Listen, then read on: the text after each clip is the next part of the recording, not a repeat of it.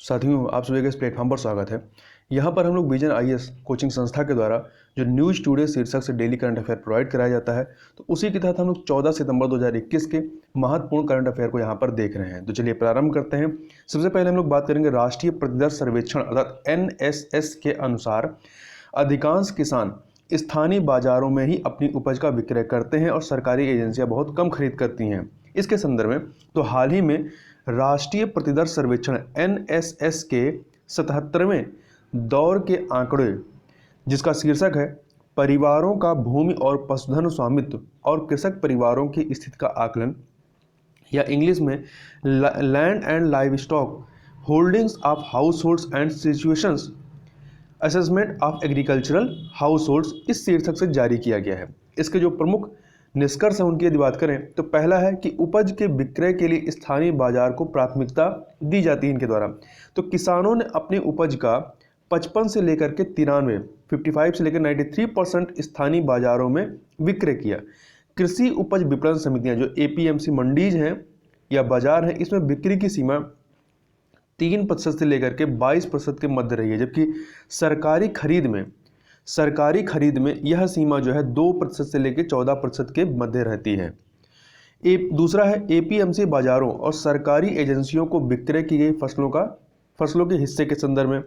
इसमें सर्वाधिक हिस्सेदारी जो फसल एपीएमसी मंडी और सरकारी एजेंसियों को बेची जा रही, इसमें सर्वाधिक हिस्सेदारी धान, गेहूं और गन्ने की थी। तीसरी चीज क्या है कि अपनी उपज के प्रतिफलों से किसानों में संतुष्टि है। अधिकांश किसान प्राप्त प्रतिफल से संतुष्ट हैं, किंतु अन्य फसलों की तुलना में निम्न बाजार मूल्य एवं विलंबित भुगतान आदि के कारण दलहन के संबंध में संतुष्टि स्तर कम है। आगे देखें, किसानों को बाजारों से जोड़ने के लिए जो हाल ही में उपाय किए गए हैं, उनमें से पहला है किसान उपज व्यापार और वाणिज्य संवर्धन और सरलीकरण अधिनियम 2020, इंग्लिश में कहें the farmers produce trade and commerce promotion and facilitation act 2020। इसमें किसानों को उनके निर्दिष्ट जिलों के एपीएमसी बाजारों से बाहर उपज के विक्रय की अनुमति प्रदान करता है। मतलब उनके जो लोकल एपीएमसी मंडी है वहां से आप बाहर भी इसकी बिक्री कर सकते हैं। इससे प्रत्यक्ष रूप से बाजार के साथ उनकी अंतःक्रिया का उन्नयन होता है। दूसरा, कृषक सशक्तिकरण और संरक्षण, कीमत आश्वासन और कृषि सेवा पर करार अधिनियम 2020, या इंग्लिश में the farmers empowerment and protection agreement of price assurance and farm services act 2020। किसानों के लिए मौखिक या लिखित अनुबंधों के माध्यम से अनुबंध कृषि में संलग्न होने के अवसर सृजित करने पर केंद्रित है। यहाँ ध्यान रखिएगा, मौखिक एवं लिखित दोनों प्रकार के। प्रधानमंत्री अन्नदाता आय संरक्षण अभियान पीएम आशा, इसके तहत मूल्य समर्थन योजना पीएसएस आरंभ की गई है। अगला है कि क्या स्थायी तुषार परमाफ्रॉस्ट के पिघलने से एक और महामारी फैल सकती है। तो सबसे पहले हमें पता होना चाहिए कि यह स्थायी तुषार या परमाफ्रॉस्ट होता क्या है।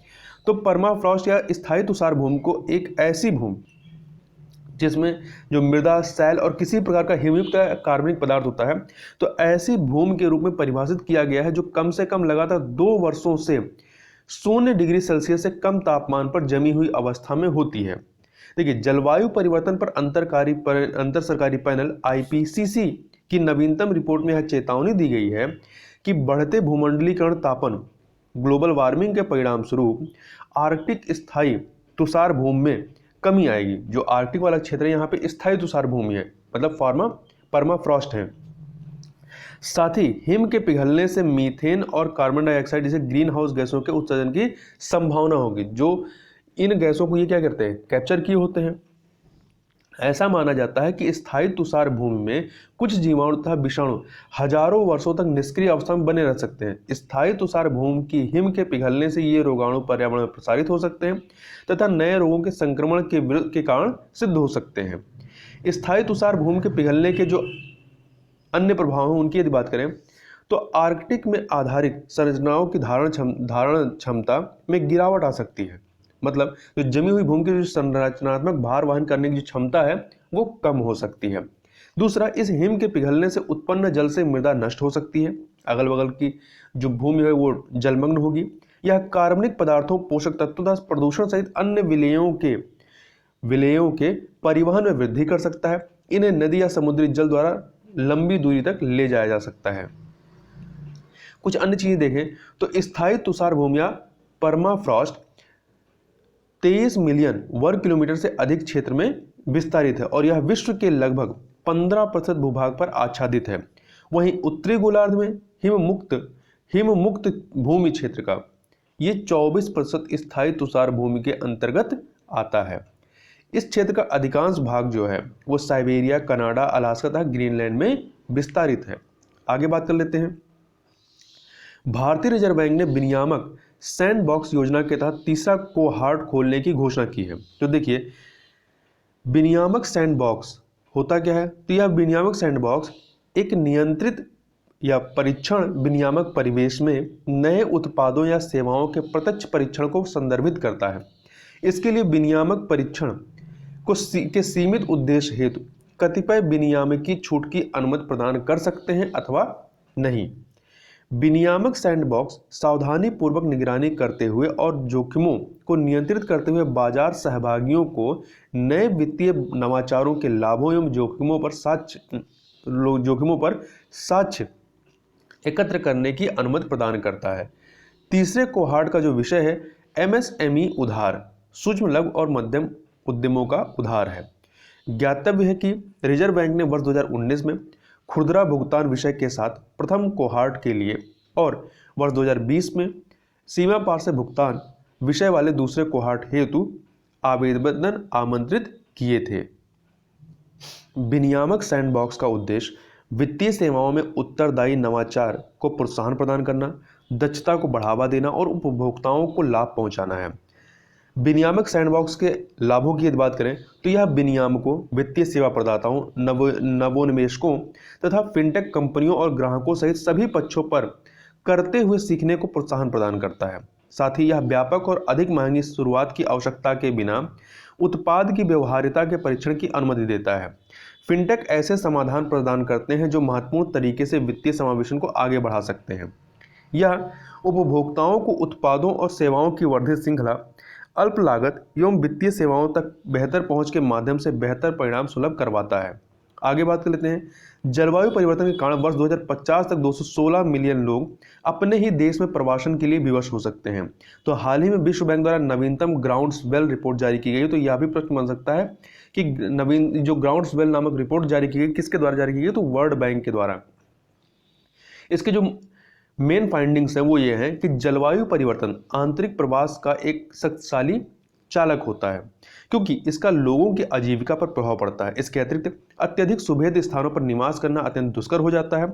इस रिपोर्ट के अनुसार वर्ष 2030 तक आंतरिक जलवायु प्रवास के विभिन्न हॉटस्पॉट उभर सकते हैं और ये हॉटस्पॉट वर्ष 2050 तक प्रसारित और गहन हो जाएंगे। इस प्रकार के प्रवासन के हॉटस्पॉट ग्रामीण, शहरी तथा तटीय प्रणालियों में अधिक संकेंद्रित होंगे, सेंट्रलाइज होंगे। इस वर्ष 2050 तक उप सहारा अफ्रीका में आंतरिक जलवायु शरणार्थियों की संख्या जो है वो सर्वाधिक होगी।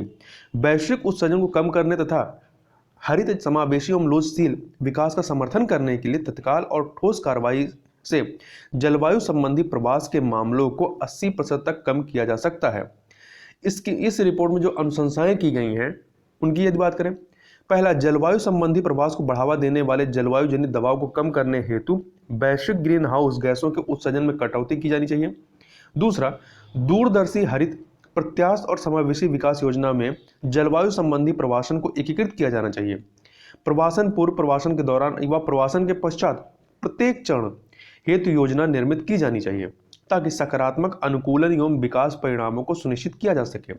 साथ ही नीतिगत प्रतिक्रिया को सूचित करते हुए साक्ष्य आधारित अनुसंधान, प्रतिमानों तथा परामर्श के माध्यम से जलवायु संबंधी प्रवास के चालकों की समझ विकसित करने में निवेश करना चाहिए।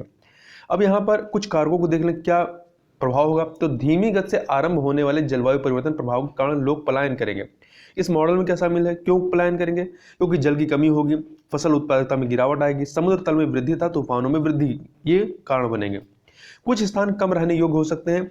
विश्लेषित कारकों में जो शामिल हैं जैसे क्यों कम रहने योग्य होंगे? क्योंकि तापीय दबाव बढ़ेगा, चरम मौसमी घटनाएं और भूमि क्षति, ये ऐसे कारण जिनकी वजह से स्थान रहने योग्य कम होंगे। मध्य पूर्वी और लघु द्वीपीय विकासशील देशों, जिन्हें SIDS कहते हैं, कि लोग भी जलवायु संबंधी प्रभाव से प्रभावित होंगे। आगे बात कर लेते हैं। अगला है, एक सेकंड, असम सरकार ने विदेशी विषयक अधिकरणों फॉरेनर्स ट्रिब्यूनल को निरोध व निर्वासन पर परिणामी आदेश पारित नहीं करने का निर्देश दिया है। देखिए, केंद्र सरकार द्वारा विदेशियों विषयक अधिनियम 1946, फॉरेनर्स एक्ट 1946 के तहत विदेशी विषयक अधिकरण आदेश 1964 जारी किया गया था। इसके अनुसार विदेशी विषयक अधिकरण, ये जो अर्ध न्यायिक निकाय होते हैं, इनका गठन इस मुद्दे पर परामर्श देने के लिए किया गया था कि कोई व्यक्ति विदेशी नागरिक है अथवा नहीं। हालांकि विदेशी विषयक अधिकरण के सदस्य परामर्श देते समय परिणामी आदेश निर्देश अर्थात मतदाता सूची से नाम हटाना, गिरफ्तारी, हिरासत और निर्वासन पारित कर रहे थे। ऐसे आदेश इनके द्वारा पारित किए जा रहे थे। विदेशी विषयक अधिकरणों के बारे में बात करें तो इन अधिकरणों को दो प्रकार के मामलों में अधिदेशित किया गया है। प्रथम, वह जिनके विरुद्ध मामला सीमा पुलिस द्वारा संदर्भित किया गया है, और दूसरे वह जिनके नाम मतदाता सूची में संदिग्ध डिफॉल्ट के रूप में संदर्भित किए गए हैं। विदेशी विषयक अधिकरण की अध्यक्षता एक सदस्य करता है, और यह क्या होगा? यह एक सेवानिवृत्त न्यायिक अधिकारी या नौकरशाह या अधिवक्ता, जिसे विधिक पेशेवर के रूप में कार्य करने का 7 वर्ष का अनुभव हो सकता है, वो इसकी अध्यक्षता कर सकता है। ज्ञातव्य है कि वर्ष 2019 में गृह मंत्रालय ने विदेशी विषयक अधिकरण आदेश 1964 में संशोधन किया था। इसके तहत राज्यों और संघ राज्य क्षेत्रों के जिलाधिकारियों को यह निर्धारित करने के लिए अधिकरण स्थापित करने का अधिकार दिया गया था कि भारत में अवैध रूप से निवास करने वाला कोई व्यक्ति विदेशी है अथवा नहीं। इससे पूर्व विदेशी अधिकरण का गठन करने की शक्ति केवल केंद्र सरकार के पास थी। विदेशी विषयक अधिकरण प्रथम बार विशिष्ट रूप से असम के लिए वर्ष 1964 में स्थापित किए गए थे। देश के शेष हिस्सों में अवैध रूप से रहने के आरोप में पुलिस द्वारा गिरफ्तार किए गए एक विदेशी व्यक्ति पर स्थानीय न्यायालय में अभियोजन चलाया जाता है और बाद में उसे निर्वासित किया जा सकता है अथवा निरोध केंद्रों में भेजा जा सकता है। आगे बात कर लेते हैं। केंद्र सरकार ने जलवायु परिवर्तन एवं बाल श्रम से संबंधित 10 गैर सरकारी संगठनों NGO के वित्त पोषण पर रोक लगाई है। यह आदेश भारतीय रिजर्व बैंक द्वारा जारी किया गया है। ठीक है, इसमें 10 अमेरिकी, ऑस्ट्रेलियाई तथा यूरोपीय NGO को पूर्व संदर्भ श्रेणी पीरियड रेफरेंस कैटेगरी या PRC लिस्ट के अंतर्गत सूचीबद्ध करके इनके वित्त पोषण को प्रतिबंधित किया गया है। इन्हें विदेशी अभिदाय विनिमय अधिनियम 2010 अर्थात foreign contribution regulation act FCRA 2010 का उपयोग करते हुए इस श्रेणी में रखा गया है। ये जो PRC अर्थात पूर्व संदर्भ श्रेणी है, इसके तहत सूचीबद्ध करने का आशय यह है कि इन प्राप्तकर्ताओं NGO को प्राप्त होने वाले सभी विदेशी अंशदानों को गृह मंत्रालय की पूर्व स्वीकृति की आवश्यकता होगी। कई पर्यावरण संबंधी NGO द्वारा सरकार की मिथ्या छवि प्रस्तुत करने तथा उनके भारत के विकास कार्यों में बाधक प्रतीत होने के कारण सरकार द्वारा यह कदम उठाया गया है। उदाहरणार्थ, कोयला उत्खनन का विरोध करना तथा सरकार पर राष्ट्रीय स्तर पर निर्धारित योगदान NDCS बढ़ाने का दबाव डालना। भारत में विदेशी अभिदाय विनिमय अधिनियम FCRA 2010 के माध्यम से गृह मंत्रालय NGO तथा अन्य संगठनों को प्राप्त विदेशी धन की निगरानी करता है। FCRA यह सुनिश्चित करता है कि इस प्रकार के किसी भी अभिदान से देश की आंतरिक सुरक्षा प्रतिकूल रूप से प्रभावित नहीं होनी चाहिए। FCRA को वर्ष 2020 में संशोधित किया गया था तथा निम्नलिखित प्रावधानों के साथ इसे और अधिक कठोर बना दिया गया था। जो अन्य महत्वपूर्ण प्रावधान इसमें जोड़े गए हैं वो क्या है? पहला, एक NGO से दूसरे NGO में धन के हस्तांतरण को प्रतिबंधित किया गया है। दूसरा, विदेशी निधियों के माध्यम से प्रशासनिक व्यय को 50% से घटाकर 20% कर दिया गया है। वहीं पंजीकरण हेतु आधार विदेशियों के लिए OCI कार्ड और पासपोर्ट को अनिवार्य किया गया है। साथ ही संक्षिप्त जांच के माध्यम से विदेशी निधियों के उपयोग को रोकने हेतु सरकार को शक्तियां प्रदान की गई हैं। आगे चलते हैं। भारत और संयुक्त राज्य अमेरिका ने climate action and finance mobilisation dialogue CAFMD का शुभारंभ किया है। तो देखिए, CAFMD अर्थात भारत और संयुक्त राज्य अमेरिका का ये क्लाइमेट एक्शन इसका पूरा नाम क्या है? Climate action and finance mobilisation dialogue. ये संयुक्त राज्य अमेरिका भारत एजेंडा 2030 साझेदारी के 2 मुख्य बिंदुओं, पहला बिंदु कौन सा है कि रणनीतिक स्वच्छ ऊर्जा साझेदारी में से एक है, जिन्हें अप्रैल 2021 में घोषित किया गया था। जो ये CAFMD है, climate action and finance mobilisation dialogue, इसके 3 स्तंभ होंगे। पहला, आगामी दशक में उत्सर्जन को कम करने के उपायों का पर्यवेक्षण करने के लिए जलवायु कार्रवाई स्तंभ। दूसरा, परिवहन, भवनों और उद्योग में 450 गीगावाट नवीकरणीय ऊर्जा रिन्यूएबल एनर्जी क्षमता प्राप्त करने हेतु एक रोड मैप निर्मित करने के लिए स्तंभ। तीसरा, 450 गीगावाट नवीकरणीय ऊर्जा को स्थापित करने और बृहद पैमाने पर स्वच्छ ऊर्जा प्रौद्योगिकियों को प्रदर्शित करने के लिए वित्त को आकर्षित करने में सहयोग करने हेतु वित्तीय स्तंभ। अगला है REX MK2। यह एक मानव रहित स्थलीय प्लेटफॉर्म है। इसे इजरायल एरोस्पेस इंडस्ट्रीज द्वारा विकसित किया गया है। इसका उद्देश्य जटिल परिस्थितियों में सैनिकों को होने वाली क्षति से बचाना है। REX MK2 जो है युद्ध क्षेत्र में गश्त कर सकता है, घुसपैठियों की निगरानी कर सकता है और गोलियां दाग सकता है। यह खुफिया जानकारी एकत्र करने, सैन्य सहायता प्रदान करने, घायल सैनिकों को ले जाने और दूरस्थ हमले करने में लड़ाकू सैन्य बलों की सहायता कर सकता है। अगला है राष्ट्रीय कंपनी विधि अधिकरण, national company law tribunal NCLT द्वारा सफल समाधान योजना में परिवर्तन की अनुमति नहीं दी जा सकती है। देखिए, हाल ही में उच्चतम न्यायालय ने निर्णय दिया कि NCLT, national company law tribunal को प्रस्तुत की गई लेनदारों की समिति द्वारा अनुमोदित संकल्प योजना को संशोधित या वापस नहीं किया जा सकता, क्योंकि यह वार्ता का एक और स्तर तैयार करेगा। उच्चतम न्यायालय ने यह भी निर्दिष्ट किया है कि दिवाला शोधन अक्षमता संहिता, Insolvency and Bankruptcy Code IBC के तहत की गई कॉर्पोरेट दिवाला समाधान प्रक्रिया को IBC द्वारा निर्धारित 330 दिनों के भीतर पूरा किया जाना चाहिए। अगला है विकास वित्तीय संस्थान, डेवलपमेंट फाइनेंस इंस्टीट्यूशन DFI के बारे में। वित्त मंत्री ने स्पष्ट किया कि बजट में घोषित ये जो DFI है अर्थात विकास वित्तीय संस्थान या डेवलपमेंट फाइनेंस इंस्टीट्यूशन, ये शीघ्र ही परिचालन में आ जाएगा। विकास वित्तीय संस्थान या डेवलपमेंट फाइनेंस इंस्टीट्यूशन के बारे में बात करें तो इसे राष्ट्रीय अवसंरचना वित्त पोषण और विकास bank, National Bank for Financing Infrastructure and Development NBFID अधिनियम 2021 के तहत निर्मित किया जाएगा।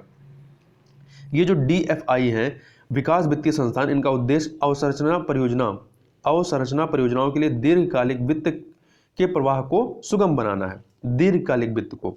इससे पूर्व भारत ने वर्ष 1948 में भारतीय औद्योगिक वित्त निगम, Industrial Finance Corporation of India IFCI तथा वर्ष 1964 में भारतीय औद्योगिक विकास bank, Industrial Development Bank of India IDBI जैसे अत्यंत सफल DFI विकास वित्तीय संस्थान की स्थापना की थी। 1990 के दशक के मध्य से उदारीकरण युग के पश्चात ये जो DFI है अर्थात विकास वित्तीय संस्थान है, इनका क्रमिक पतन जो है आरंभ हो गया। आगे बात कर लेते हैं भारतीय रिजर्व बैंक RBI ने गैर बैंकिंग वित्तीय कंपनियों NBFC सहित अन्यों को भी आधार अपने ग्राहक को जानो मतलब KYC लाइसेंस के लिए आवेदन करने की अनुमति प्रदान की है। धन शोधन निवारण अधिनियम prevention of money laundering act PMLA 2002 के प्रावधानों के अनुसार बैंकिंग कंपनियों के अतिरिक्त अन्य संस्थाओं को भारतीय विशिष्ट पहचान प्राधिकरण द्वारा प्रदान की गई KYC सुविधा का उपयोग करके ग्राहक के आधार नंबर को सत्यापित करने की अनुमति दी जा सकती है। ज्ञातव्य है कि यह अनुमति केंद्र सरकार UIDAI और उपयुक्त विनियामक के साथ परामर्श के पश्चात तो केंद्र सरकार द्वारा जारी अधिसूचना के माध्यम से प्रदान की जाती है। तदनुसार UIDAI द्वारा जारी आधार सत्यापन लाइसेंस KYC प्रयोगकर्ता एजेंसी लाइसेंस या उप KU के माध्यम से प्रमाणीकरण करने के लिए तो उप KU लाइसेंस प्राप्त करने के इच्छुक NBFC व भुगतान प्रणाली प्रदाताओं द्वारा आवेदन किया जा सकता है। अगला है कोयला परियोजनाओं ने मिशन मोड के तहत हरित आवरण क्षेत्रों में वृद्धि की है।